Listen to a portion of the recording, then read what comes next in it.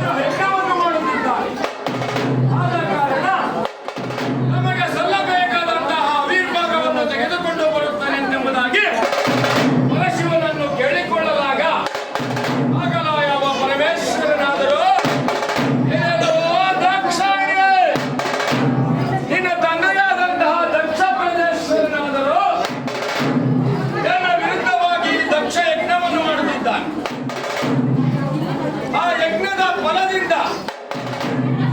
ಆ ಯಜ್ಞದ ಫಲದಿಂದ ಕೈಲಾಸವನ್ನು ವಶಪಡಿಸಿಕೊಳ್ಳಬೇಕೆಂಬುದಾಗಿ ಆಲೋಚನೆಯನ್ನು ಮಾಡಿಕೊಳ್ಳುತ್ತಿದ್ದಾನೆ. ನೀನು ದಕ್ಷಾವತಿಗೆ ಹೋದರೆ ಅವಮಾನವನ್ನು ತಾಳಲಾರದೆ ಅವಮಾನವನ್ನು ಅನುಭವಿಸಬೇಕಾಗಿ ತಿಳಿಸಿಕೊಡು.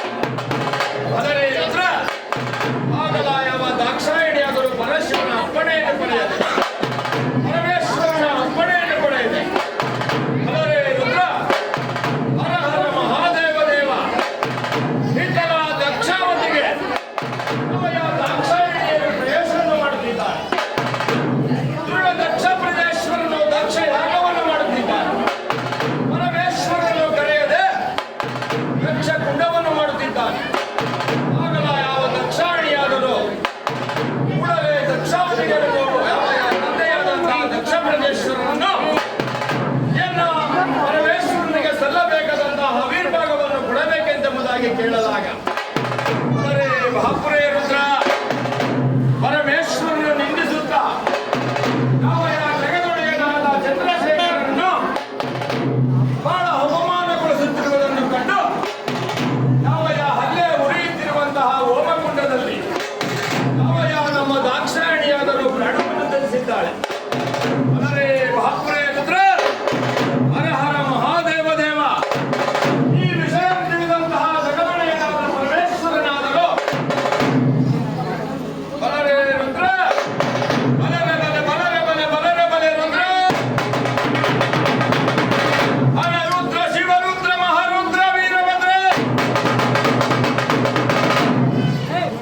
ಯಾವ ಪರಮೇಶ್ವರನಾದರೂ ಈ ವಿಷಯ ತಿಳಿದ ಕ್ಷಣವೇ ತನ್ನ ಕೆಚ್ಚೆಡೆಯನ್ನು ತೆಗೆದು ತನ್ನ ನಡುಕೊಡೆಯ ಬೆವರಂ ತೆಗೆದು ನೆಲಕ್ಕಪ್ಪಳಿಸಲಾಗ ಆಗಲ ಆವಿರ್ಭವಿಸಿದನೆಯ ಉಗ್ರಾದ ಕಲಿಗಿರವ